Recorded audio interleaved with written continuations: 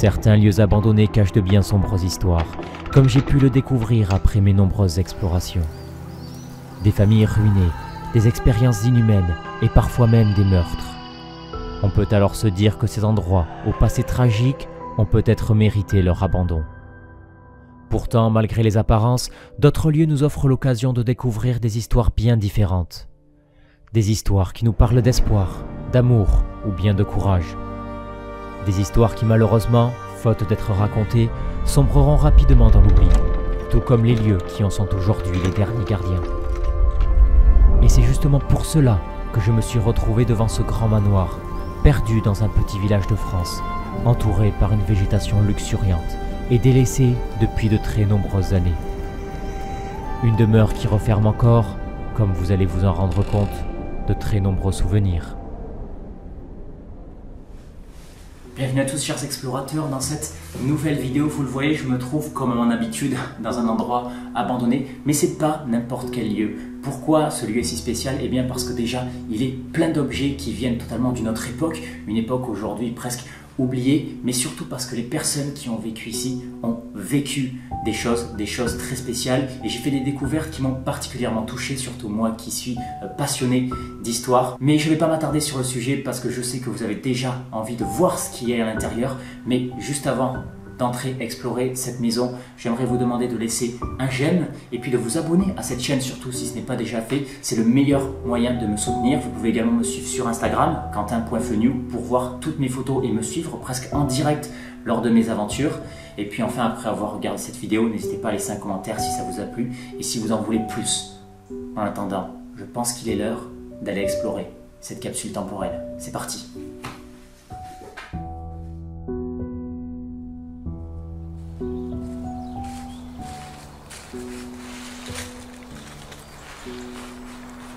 Nous voici donc arrivés après avoir traversé un grand terrain qui est complètement envahi par la végétation, devant ce très grand manoir magnifique avec un œil de bœuf tout en haut. Et vous allez voir la particularité de ce manoir. On le voit directement à l'extérieur, c'est qu'il y a une petite véranda collée à la maison. J'appellerais même plus ça une orangerie qui est magnifique avec ses décorations en fer. Et vous allez voir qu'à l'intérieur, cette maison cache encore beaucoup de secrets. Oui, bien, on va pas s'attarder à l'extérieur. On va directement rentrer à l'intérieur de l'habitation qui, vous allez le voir, est de toute façon grande ouverte. Bon, on arrive évidemment dans l'entrée qui n'est pas la pièce la plus sympathique. On a quelques livres dans cette armoire. On voit déjà qu'il y a beaucoup de bazar, mais vous allez le voir, on arrive tout de suite à peine rentré dans cette pièce, salle à manger, qui est vraiment exceptionnelle. Il reste encore beaucoup de choses à l'intérieur. Notamment ici une armoire, regardez ça, remplie encore de vaisselle. Et en regardant dans cette pièce, on voit déjà qu'il y a beaucoup de souvenirs, probablement des anciens habitants. Regardez, peut-être ici une photo de l'ancienne propriétaire. Et ici une photo de mariage. Encore ici une autre photo qui date d'une autre époque, hein, ici. Et accolé à cette pièce, on a une grande ouverture qui nous mène sur le salon avec un piano exceptionnel. Et malheureusement, cette pièce qui devait être vraiment très sympathique à l'époque où c'était habité, regardez ça. La mérule est en train de complètement détruire le lieu. L'étage supérieur est en train de s'effondrer. Là, la bibliothèque, bien irrattrapable. Sur le piano, on a encore quelques photos, peut-être, on dirait, hein, évidemment, la dernière propriétaire des lieux. Et ça peut être un ancêtre, peut-être un parent, un arrière-grand-parent, je ne sais pas. Et donc on va quitter ces pièces pour arriver, vous allez le voir, alors Déjà celle-ci qui est sans dessus-dessous, mais surtout à l'une des plus belles pièces de cette maison, plus unique, l'orangerie. Avec une ambiance vraiment unique. J'ai jamais vu ça dans un lieu abandonné. C'est la première fois que je vois une telle pièce dans un lieu abandonné. L'ambiance est vraiment très sympathique. C'est apaisant, on entend juste les oiseaux, le vent, on entend un peu la route parce qu'effectivement elle n'est pas très loin. Mais c'est très calme et c'est pas sombre, c'est pas humide comme souvent dans ces lieux abandonnés. Et à l'époque, ça devait vraiment être une pièce très agréable à vivre. Et vous allez le voir, c'est assez fou. Tous les objets sont encore ici. Regardez, cette étagère est encore remplie de livres. Et ici, on a tous les vêtements des anciens propriétaires.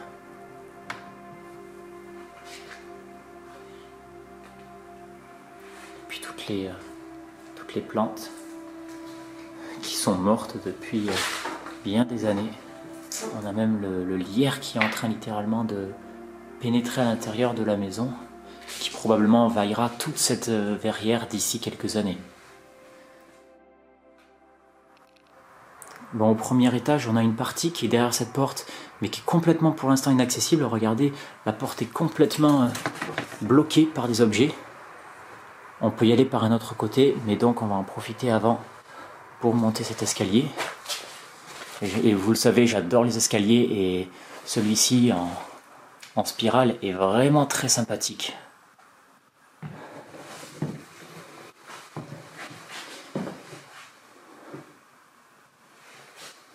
Voilà donc maintenant à l'étage qui est principalement rempli de chambres. On a un vieux coffre avec beaucoup de documents, de lettres, de correspondances. On va essayer de lire ça peut-être après pour en apprendre un peu plus sur les propriétaires. Nous voilà arrivés dans une autre pièce. On est juste au-dessus de la bibliothèque. Regardez, c'est là que la mérule a fait s'écrouler cette pièce sur celle d'en dessous. Et avec on est donc dans une autre chambre. Bon, on voit que ça a été mis en scène, hein, la poupée ne devait pas être là à l'époque. Et là, on a une télé bien d'époque, une télé La Voix de son maître, Pathé Macroni, il me semble. Vraiment une télé d'époque, je pense qu'il y avait beaucoup de maisons à l'époque qui avaient ce genre de télé. C'est vraiment un voyage dans le temps. Et malheureusement, comme vous pouvez le voir ici, il reste très peu de temps avant que le lieu ne s'écroule complètement.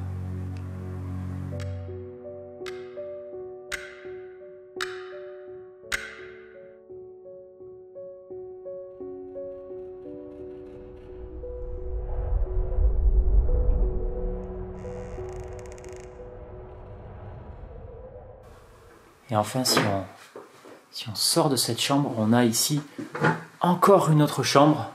Alors malheureusement, c'est assez vide, hein. On voit qu'il y a des pilleurs qui sont passés, on n'a plus aucun cadre, on n'a plus beaucoup de documents, mais reste quand même des choses, notamment ce vieux landau d'époque.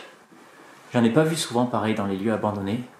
Et on a un tableau qui est assez intéressant, qui est le règlement général sur l'exploitation des mines de combustible. Alors est-ce que cette famille ici possédait des mines de combustible? Je ne sais pas. C'est possible. Et à cet étage, on a ce couloir avec une tapisserie qui est vraiment très particulière. Personnellement, je ne mettrais pas ça chez moi. Et une salle de bain, vous allez le voir, est également très particulière, complètement rose. Bon, ça c'est au choix des propriétaires. Mais surtout, derrière cette porte, on a une autre pièce qui est assez incroyable. Regardez-moi ça. J'adore cette pièce. Alors on est sur une autre salle à manger, on dirait. C'est bizarre, donc il y en avait peut-être deux. Mais ce qui est génial, c'est qu'il y a encore tout le mobilier. Il y a encore beaucoup d'affaires personnelles. Et pourtant, le temps a vraiment laissé ses marques, tout est en train de s'effondrer. On est dans une de ces pièces que j'adore où on voit vraiment l'empreinte du temps. Et pourtant, il reste encore beaucoup d'objets, même si on voit clairement que ça C'est une mise en scène probablement faite par d'autres explorateurs. Mais bon, le meuble ici, c'est pas une mise en scène, hein. Il a vraiment été dégradé par le temps. Et pareil, le plafond ici. Je me demande comment le lustre peut encore tenir. Il nous reste le dernier étage. Alors il n'y a pas grand chose de spécial à l'intérieur, mais il y a quelques objets qui méritent d'être filmés, vous allez voir. Notamment, voilà, regardez-moi ça. Cette poupée qui est sur un siège enfant. Et notamment en dessous de cette poupée, regardez, on a un tableau qui est l'ordre national de la Légion d'honneur. Alors je filmerai pas le nom du propriétaire, mais l'un de ces propriétaires de cette maison a reçu la Légion d'honneur. Mais ce que j'adore dans cette pièce surtout, c'est l'œil de bœuf. On voit très rarement ça dans les maisons, et encore moins aujourd'hui, encore plus rarement.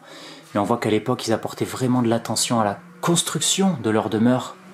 Mais aujourd'hui, c'est vraiment à qui construira le plus vite, le plus haut et le plus grand. C'est bien dommage. Et là, c'est assez rigolo, j'avais pas vu ça lors de ma première visite. On a une armoire pleine de, je dirais, des confitures.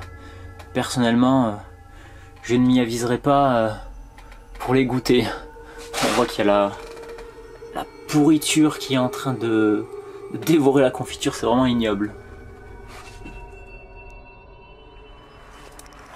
Alors vous allez le voir, on va maintenant entrer dans les pièces qui étaient inaccessibles. Et là, l'état est catastrophique. Alors je vous raconte pas l'odeur. Il y a un taux de moisissure qui est assez hallucinant. Regardez-moi le mur. C'est horrible.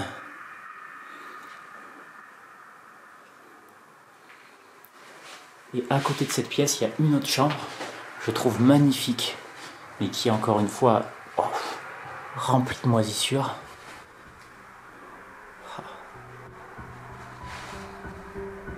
J'adore.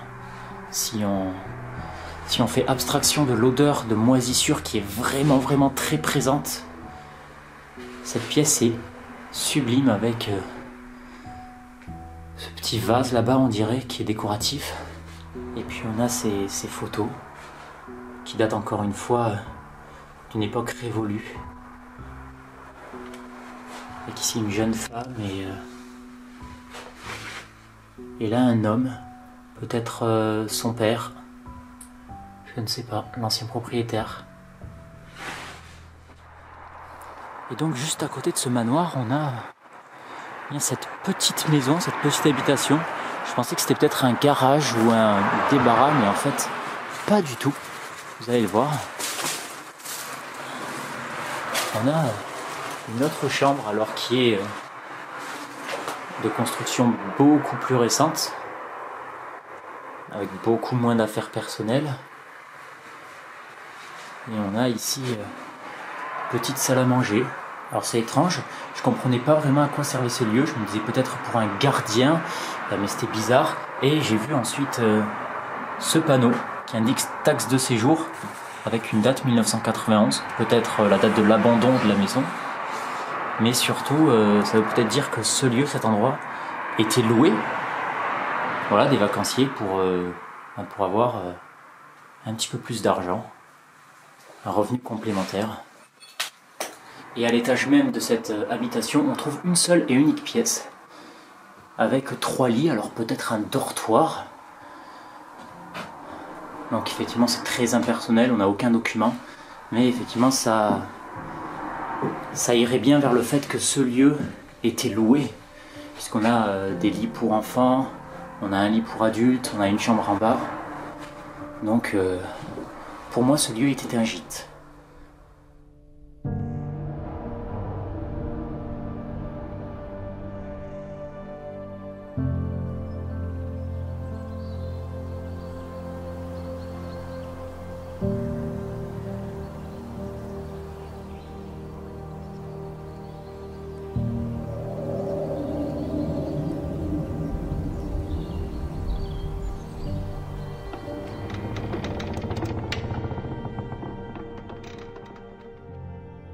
Dans cette maison, au premier étage, là, dans cette chambre, le sol il est jonché de lettres. Alors ça arrive assez souvent dans les lieux abandonnés, mais ici en y regardant de plus près, on se rend compte que c'est pas des lettres comme les autres, c'est vraiment spécial, puisqu'on est sur une correspondance de guerre pendant celle de 39-45, avec notamment un certain Alexandre, qui est donc prisonnier en Allemagne et qui échange notamment beaucoup avec son père, qui était donc dans cette maison, et à déchiffrer ces lettres. C'est vraiment assez émouvant parce qu'on a toute la vie des prisonniers, et on a notamment une lettre qui a été écrite presque le jour de la libération. C'est vraiment touchant de se dire qu'ici, dans cette maison, les hommes qui ont vécu ici ont participé à l'histoire de la France, ils l'ont libérée et ils aimaient vraiment leur pays, puisque eh bien, le fils, justement, Alexandre, qui a été emprisonné, on le lit dans cette lettre, après avoir passé plusieurs années en prison et après avoir été un petit peu rétabli, eh bien, retourne directement s'engager dans l'armée. Après une année passée au camp assez dur de par les privations encourues, j'ai été libéré le 6 mai et ai retrouvé la chaleur du foyer familial le 11.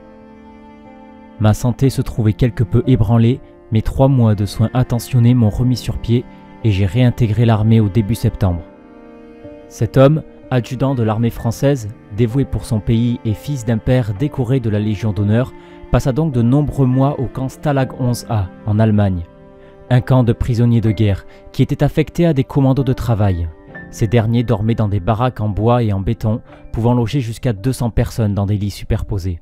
Si les prisonniers possédaient le droit de se divertir avec par exemple des pièces de théâtre, beaucoup d'entre eux moururent pendant leur captivité, maltraités et sous-alimentés. Le camp sera libéré en mai 1945 par les forces américaines puis russes, et l'homme pourra donc rejoindre sa famille et notamment ses 2 filles, qui seront les dernières habitantes de cette grande demeure.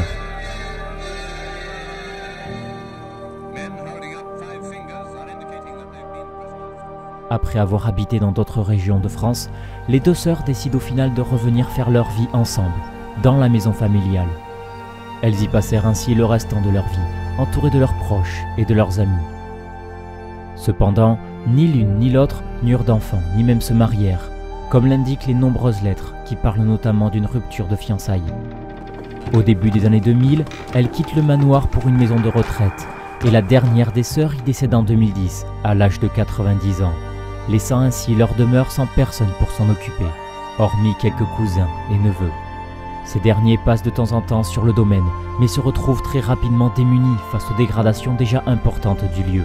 Ne trouvant pas de solution, et pensant à juste titre que personne ne voudrait acquérir une maison déjà bien endommagée par le temps, le lieu se retrouve désormais à l'abandon total. Ouvert aux 4 vents depuis maintenant bien des années, il ne fait aucun doute que ce somptueux manoir, ayant abrité de véritables héros, vit aujourd'hui ses derniers instants.